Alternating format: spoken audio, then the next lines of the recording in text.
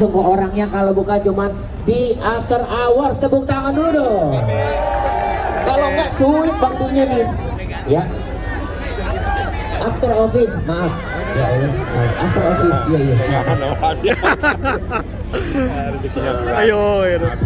Bapak Raffi, sehat Pak Raffi? Aduh, di tengah kesibukan ini sudah menyempatkan, terima kasih untuk ke after office. Iya. Jadi kita santai aja. Assalamualaikum warahmatullahi wabarakatuh. Waalaikumsalam.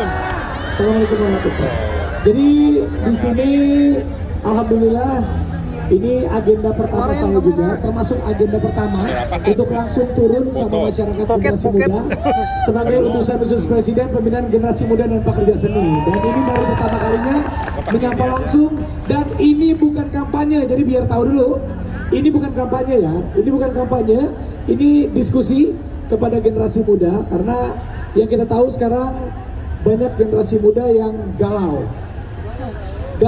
karena mental health, galau karena generasi sandwich, galau karena workspace yang memang udah mulai agak-agak susah, terutama lapangan pekerjaan.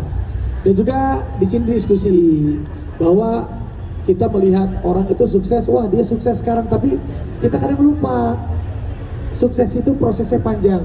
Mungkin Pak Emil, saya ini mengenal sosoknya Pak Emil sudah lama. Ini beliau ini saksi pernikahan saya dan Nagita Slavina, istri saya tercinta. Jadi kalau ada apa-apa, Bapak saksi nikahnya turun langsung. kalau ada gosip dulu ini kenapa? Tapi terima kasih karena saya kenapa meminta dan mengundang Pak Emil, karena kemarin sebenarnya kita makan-makan santai beberapa hari lalu. Dan Pak Emil langsung mengucapkan selamat Raffi atas tugasnya sebagai utusan khusus Presiden Generasi Muda. Langsung saya dikasih dikasih nasihat dan dikasih tips tentang generasi muda. Vi, nanti ini ada program bagus. Nah itu dulu dikasih nasihat. Yang mana dulu? Buat ngasuh anak baru namanya Lili. Iya. Jadi Lili itu termasuk salah satu yang menguatkan hati saya menerima Lili masuk ke keluarga adalah saya melihat perjalanannya Pak Ridwan Kamil. Kalau saya ngasuh Arka, anak lelaki, kalau kamu ngasuh Lili, anak perempuan. Mudah-mudahan dimudahkan rezekinya semua di sini ya. Jadi nanti di sini boleh tanya jawab, boleh Pak Emil ya.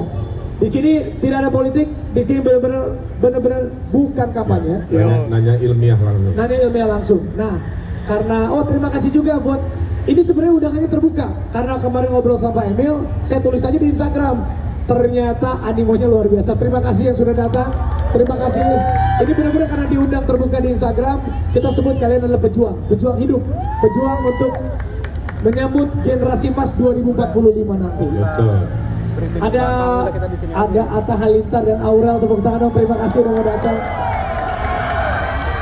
Ini juga anak muda yang luar biasa. Ada yang lagi ada permasalahan tapi masih mau datang, Paula Verhoeven, saya doakan masalahnya apapun cepat selesai.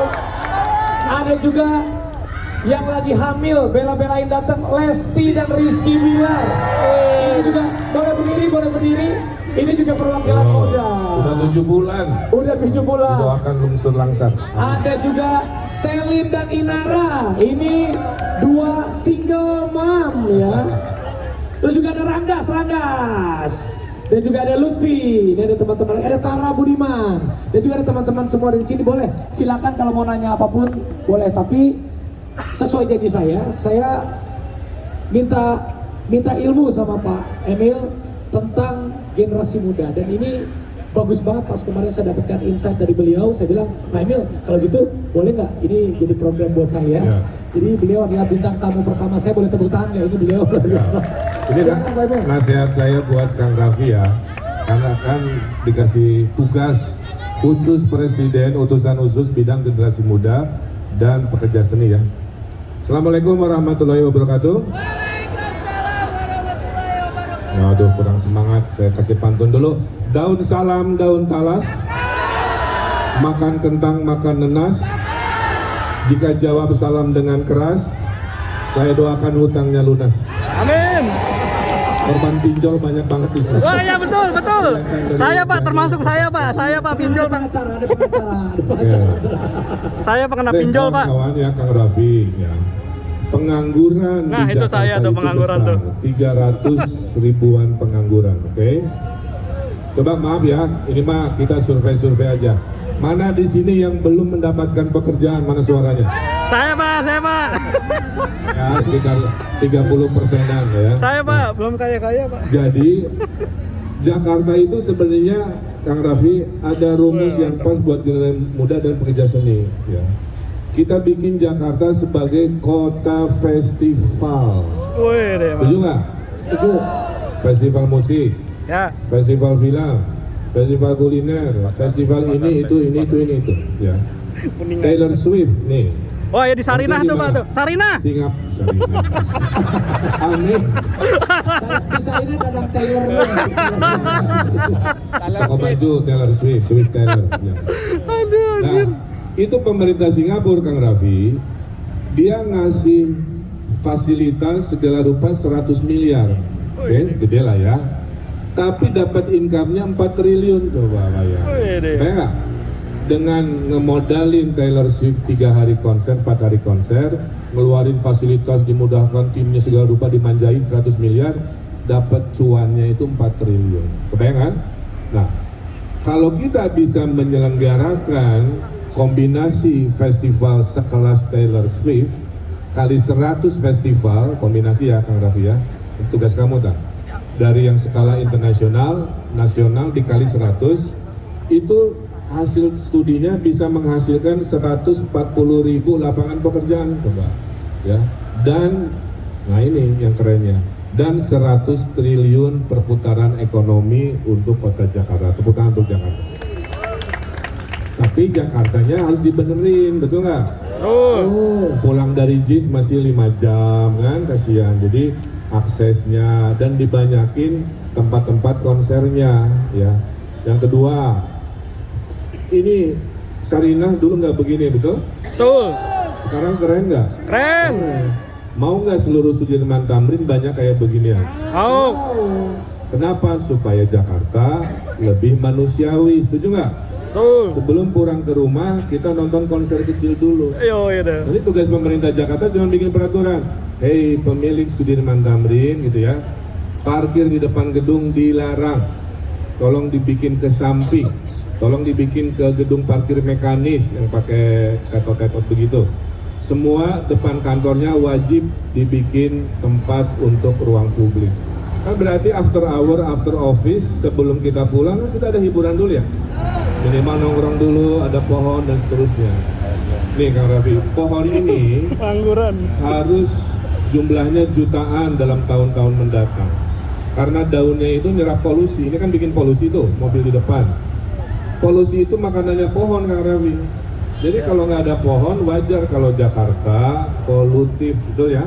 Tapi kalau pohonnya banyak, pohonnya makan polusi, jadi oksigen, maka polusi Jakarta berkurang. Nah, yang saya sampaikan tadi, Kang Raffi, ini akan membuat generasi mudanya tidak stres, karena kota Jakarta menurut surveinya kota tersetres nomor 9. Benar, dan mental health itu terjadi Ya. Pak Emil. Dari stres, saya cek ya beritanya. Kenapa Jakarta ranking 9? 1, macet bikin stres. Betul? 2, polusi bikin stres. Betul? Kekurangan ruang publik buat main bikin stres. Yang kaya mainnya di mall, yang kurang kaya mainnya di aspal. Kasihan. Makanya harus diperbanyak ruang-ruang hijau. Office politik bikin stres. Kebutuhan harga mahal bikin stres. Betul? Gebetan ditikung teman bikin stres. Jadi kombinasi masalah sosial ini. Nah, itulah kenapa kita harus bikin Jakartanya bahagia dengan cara memperbanyak event-event seperti ini gitu ya. Makanya kita akan bikin Car Free Night kayak gini, nutup jalan di 44 kecamatan sehingga festivalnya ada kelas Taylor Swift, ada Car Free Night kelas lenongan di kecamatan. Jadi semua berhak happy. Tadi ada pertanyaan inklusivitas dari Bilar kan. Jadi yang bahagia emang menengah atas aja kan? Enggak, betul nggak? Menengah bawah juga ingin bahagia, tapi dengan caranya yang lebih affordable. Saya kira itu, makanya kalau itu terjadi ya, 1 juta lapangan pekerjaan itu bisa dihadirkan tadi Pak. 100 triliun uang dari festival internasional ya, kayak Coachella ya apa di Coachella di California bisa kita bikin 1 juta lapangan pekerjaan, 100 triliun dari uang festival. Itu menjadi solusi buat anak muda, dapat lapangan pekerjaan, tidak stres karena banyak ruang hijau, ruang nongkrong, festival sana sini, kelas kecamatan sampai kelas Taylor Swift kita hadirkan. Saya kira itu, Kang Raffi. Tepuk tangan buat Pak Ridwan Kamil. Kita buka 5 pertanyaan boleh nggak? Kayaknya 5 pertanyaan boleh, silakan angkat tangannya. Kalau ada yang mau nanya apapun, tapi Enggak tahu gue. tidak politik. Di sini Kasih dong, tidak kasih gua kampanye. dong, Di sini masukan, benar-benar kasih gua kita masukan. bicara tentang generasi muda. Gagasan. Ini benar-benar bukan kampanye, bukan politik. Siapa yang mau nanya boleh? Aduh, apaan ya? Ibu Rani mungkin. Siapa dulu nih? Oh ya. Ya udah boleh maju deh, suruh maju boleh. Ya maju sini. Wah, maju nggak berani gue. Coba. Pertanyaan singkat. Namanya siapa? Rio. Hah? Rio. Rio. Mau tanya sama Pak Emil? Ini Pak, ambil pasti nggak boleh juga. Ini apa ya? Apa? Parkir motor. Yang motor nggak boleh gimana? Nggak boleh. Parkir motor nggak boleh di. Titik. Ditamrin. Oh ya. Gini, kota itu harus adil buat semua, setuju? Setuju. Masa kota hanya buat mobil, motor juga pasti difasilitasi. Tapi harus dicek apakah kalau sebab parkir melanggar dan lain sebagainya itu bikin kesemrawutan, bikin macet dan lain sebagainya. Tapi intinya kelancaran warga harus difasilitasi termasuk parkir motor. Tinggal diatur-atur tempatnya, gitu aja. Ini mau foto dia sebenarnya. Ya udah boleh foto, sok foto. Udah foto, oke. Oh iya temennya. Cepet foto, nggak apa-apa. So, sekarang ibu boleh ibu. Nanti boleh. Oke, biar cepet 4 orang lagi mungkin. Boleh ditunjuk ya ibu sini. 1 ibu, biar selanjutnya. Ada lagi? Iya, Yang mana? Gak apa-apa. Ibu boleh, ibu. Ya gampang, ya 1 boleh. 1 lagi udah, ini berbaris ya. Udah fotonya udah? Udah. Sini dulu Bu. Bentar, ya maaf, di sini dulu. Oh biar Pak Emil foto dulu. Nanti boleh pegang. Tanya dulu baru foto kan? Iya. Assalamualaikum, selamat Waalaikumsalam. malam Pak Emil. Gini, sebelumnya kan pernah nih kita punya pengalaman gubernur bisa menertibkan Tanah Abang. Sekarang ganti gubernur, Tanah Abangnya mulai rame lagi. Kira-kira kalau ditertibkan kembali gitu dengan suara agak lantang, Pak Emil mau bagaimana gitu caranya? Terima kasih Pak Namanya Emil. siapa? Yunita Pak. Iya. Yunita ini lagi sakitnya batuknya tapi di tangan, makanya maskernya ada di tangan tuh. Ya udah, gini, mau nggak kotanya tertib? Mau kan? Ya. Yang penting itu kuncinya begini, saya udah paham kan, saya pernah pengalaman ya, izin ya, pernah wali kota gubernur. Saya pernah beresin PKL 8 titik lokasi. Kuncinya cuma 1, rezekinya jangan diambil, jangan hilang, udah itu aja. Asal kita bisa memberikan alternatif dia mencari rezekinya di sebuah tempat yang dipahami, geser-geser apa-apa dengan tegas itu bisa dilakukan. Tapi kalau kita hanya maaf ya, ngusir-ngusir tanpa solusi, itu biasanya terjadi masalah sosial kan. Nah, nanti kalau Tanah Abang tentu kita akan diskusikan, dialogkan. Karena kan kita sila kelima, betul ya? Keadilan sosial bagi seluruh rakyat Indonesia. Yang kecil kita besarkan, yang sudah besar kita luaskan, itu prinsip keadilan. Jadi kuncinya itu, nanti komunikasi. Terima kasih. Silakan gantian. Nah, ibu namanya siapa? Warahmatullahi wabarakatuh. Nama Waalaikumsalam. saya Mila Amarwati. Saya ingin bertanya kepada Pak RK. Yang pertama mungkin ditanya Gen Z ya. Ini masalah perkampungan kumuh. Kalau ibu generasi apa?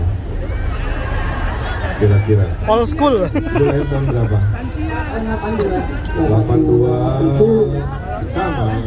Generasi X Bu, sama kayak saya. berarti X-Mil, antara X dan milenial. Generasi X itu kalau kan huruf X di matematik itu artinya nggak jelas. Jadi kita generasi nggak jelas.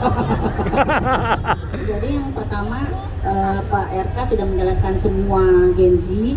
Yang saya ingin tambahkan adalah untuk perkampungan kumuh itu supaya ditertibkan, karena dari dulu sampai sekarang itu masih sangat tidak signifikan untuk itu.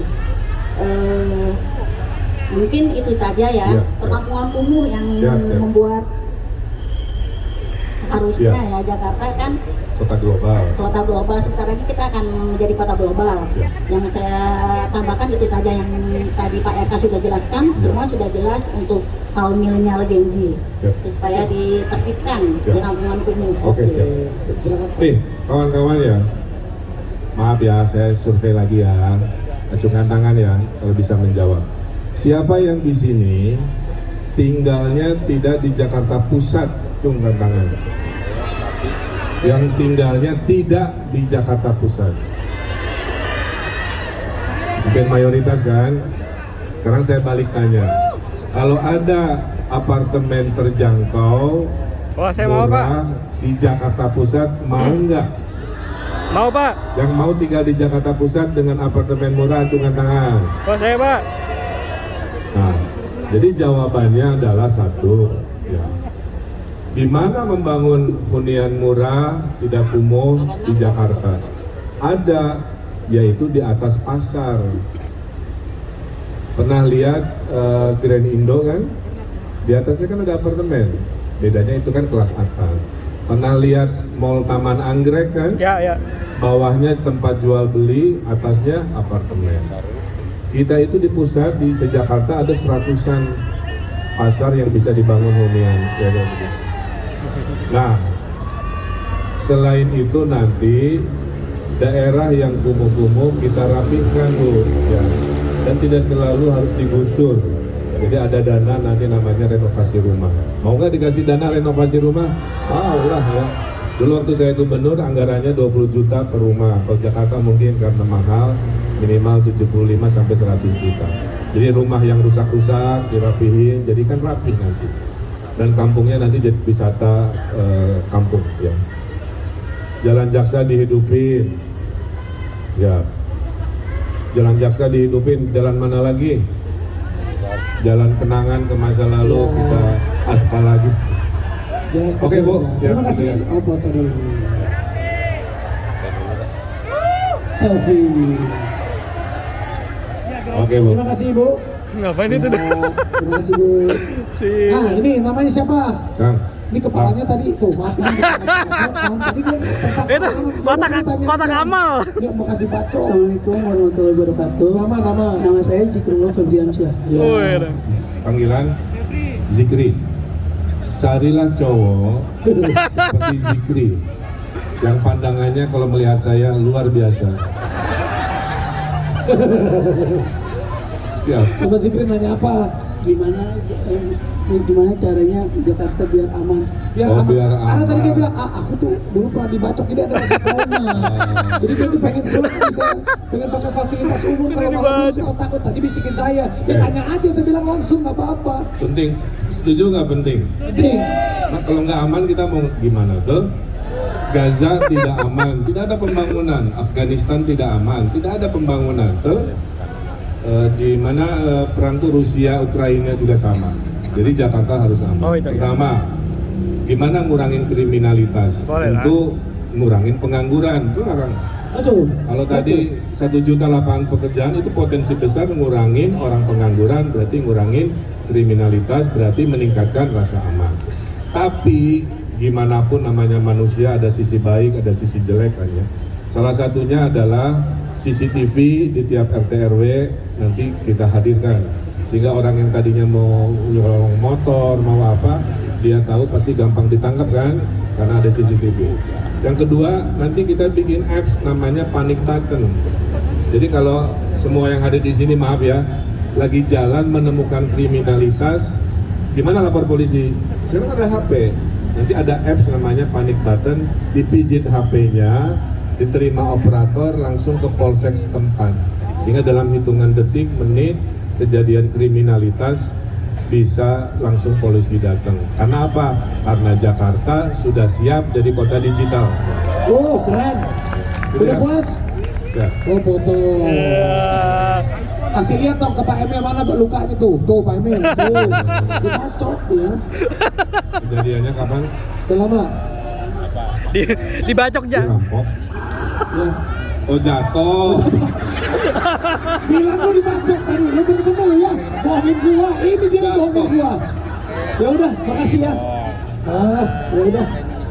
Iya dong. Terima kasih.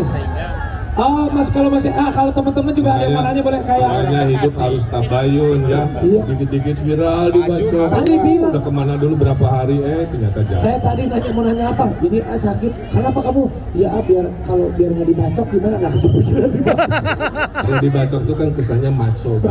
Kita melawan kejahatan sampai dibacok. Ya tapi boleh kalau Ata teman-teman juga mau nanya boleh atau siapa. Kita mau ada waktu berapa lama lagi?